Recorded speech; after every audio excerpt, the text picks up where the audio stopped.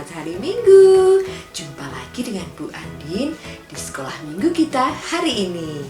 Oh iya, sekolah minggu kita kali ini sedikit berbeda dari sekolah minggu kita biasanya. Karena hari ini Bu Andin ingin sekali mengajak adik-adik semua untuk mempelajari ibadah apa saja yang kita lakukan sebelum Paskah atau biasa disebut dengan masa Prapaskah sampai dengan Paskah dan nanti pada saat Pentakosta. Nah, adik-adik sudah siap untuk mengikuti penjelasannya? Sip, tentu sudah siap semua ya. Yuk, kita simak baik-baik. Oke?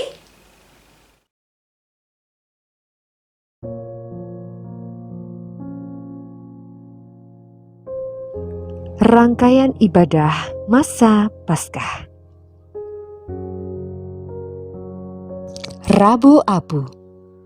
Adik-adik, rangkaian ibadah Prapaskah dimulai dari Rabu Abu. Ibadah Rabu Abu mengajak kita untuk merenungi dosa-dosa yang telah kita lakukan. Mungkin kita sering membantah orang tua, sering marah-marah, malas berdoa atau malas belajar. Kita diminta untuk mengingat segala dosa-dosa yang telah kita lakukan. Kita diminta untuk bertobat adik-adik, supaya tidak mengulang lagi kesalahan-kesalahan kita.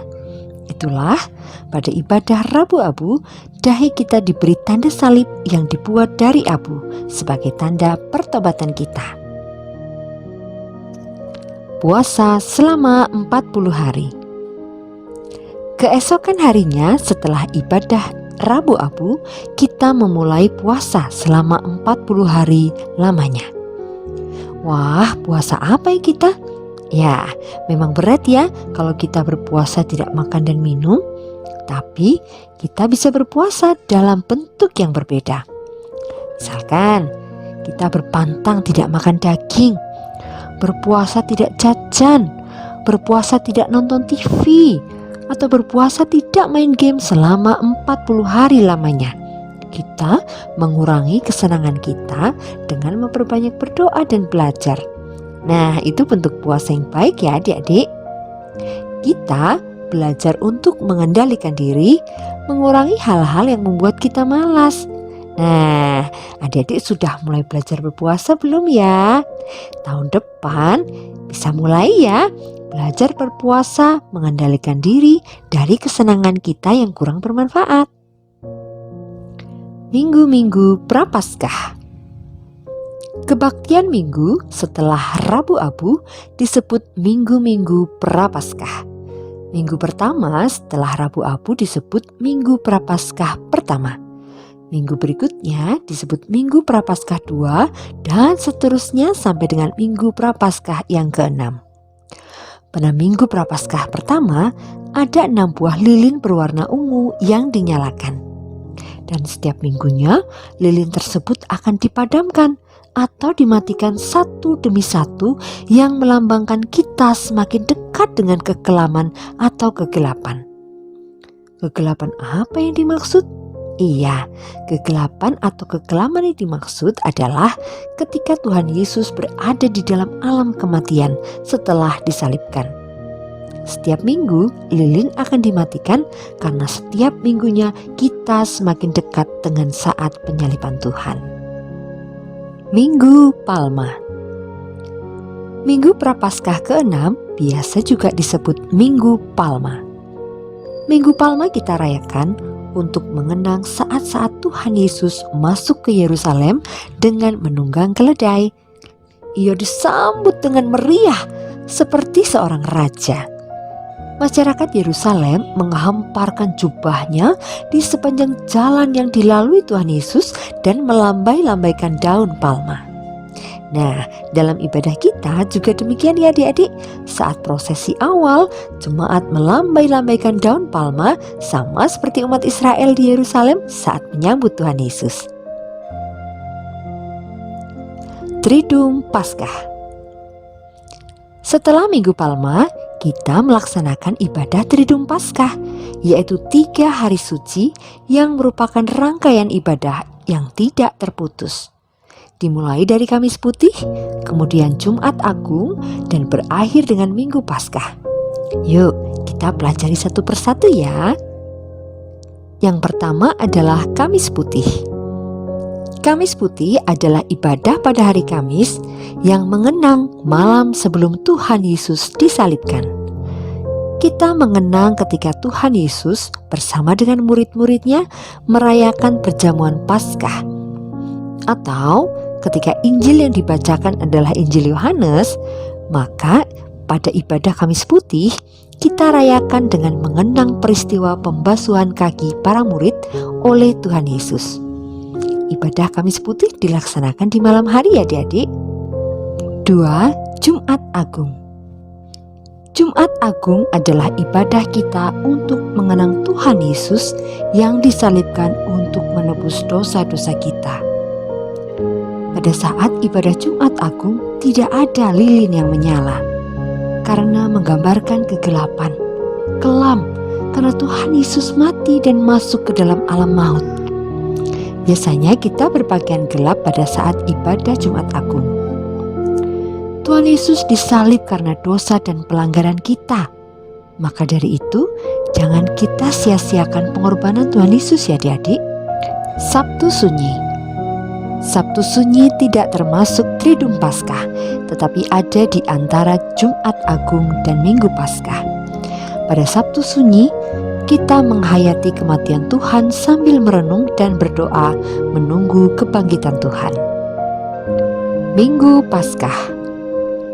Minggu Paskah merupakan akhir ibadah Triduum Paskah. Minggu Paskah merayakan kebangkitan Tuhan Yesus.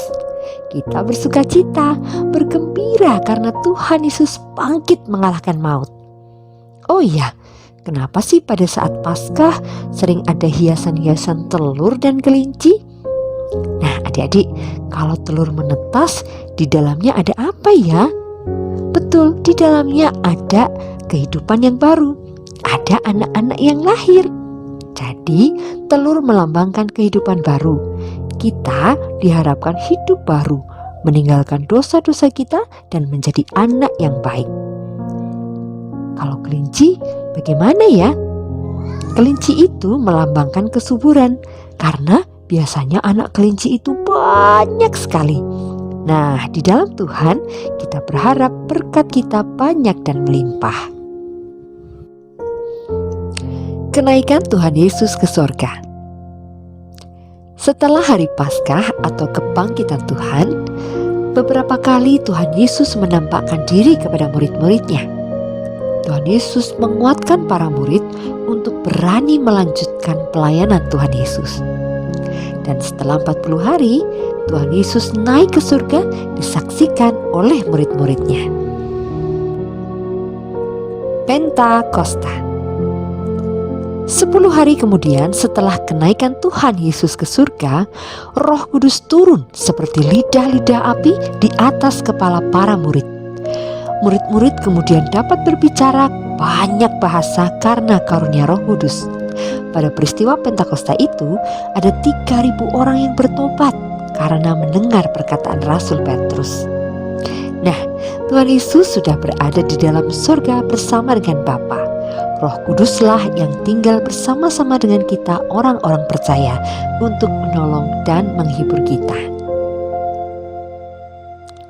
Nah adik-adik, yuk kita urutkan ibadah-ibadah Prapaskah dari awal sampai dengan Pentakosta. Yang pertama Rabu Abu, keesokan harinya puasa, kemudian Minggu Prapaskah pertama, Minggu Prapaskah kedua, Minggu Prapaskah ketiga, Minggu Prapaskah keempat, Minggu Prapaskah kelima, Minggu Prapaskah keenam atau Minggu Palma. Kemudian Triduum Paskah yang terdiri dari Kamis Putih, Jumat Agung, dan Minggu Paskah. Kemudian 40 hari sesudahnya kenaikan Tuhan Yesus ke surga dan 10 hari kemudian Pentakosta. Begitu ya adik-adik urutannya. Nah adik-adik, demikian tadi ya penjelasan tentang ibadah-ibadah yang kita lakukan pada saat sebelum Paskah atau disebut dengan masa Prapaskah sampai dengan Paskah dan Pentakosta. Semoga menambah pengetahuan kita semua adik-adik ya. Namun yang paling penting, kita diingatkan bahwa begitu besar kasih Allah kepada kita semua, sehingga Tuhan Yesus berkenan untuk menebus dosa-dosa kita. Tuhan Yesus berkenan untuk menanggung hukuman atas dosa dan kesalahan kita. Nah, bagaimana ya ungkapan syukur kita atas pengorbanan Tuhan? Bagaimana supaya pengorbanan itu tidak sia-sia? Kita harus hidup baru. Kita harus hidup semakin hari semakin baik. Kita jangan lagi membantah pada orang tua, kita jangan lagi berbuat dosa, tetapi kita harus hidup baru. Kita belajar yang sungguh-sungguh, kita rajin berdoa, kita banyak berbuat baik. Itulah ungkapan syukur kita atas kasih Tuhan kepada kita. Begitu ya adik-adik ya. Siap untuk hidup baru? Sip. Nah, demikian sekolah minggu kita hari ini adik-adik ya. Kita akan berjumpa lagi minggu depan. Selesailah sekolah minggu sampai di sini. Bye bye, bye bye, sampai minggu depan. Selamat beraktivitas kembali. Tuhan Yesus memberkati.